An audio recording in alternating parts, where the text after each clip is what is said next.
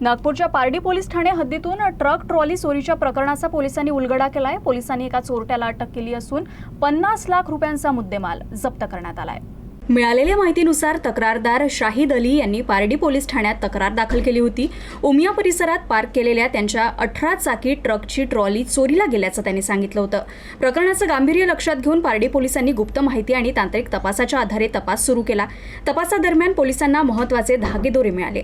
त्या आधारे उत्तर प्रदेशमधील संदीप राजपती यादव या आरोपीला अटक करण्यात आली आहे। पोलिसांनी त्याच्याजवळून चोरीस गेलेली ट्रॉली तसंच चोरीसाठी वापरण्यात आलेला ट्रेलर ट्रक जप्त केलाय।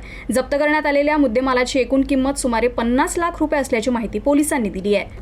या गुन्ह्यातील घटना तारीख वेळी यातील फिर्यादीने त्याचा जो ट्रेलर आहे तो ट्रेलर त्याचं हेडचं काम असल्यामुळे ट्रेलर त्यानं पार्किंगमध्ये उभा केलेला होता।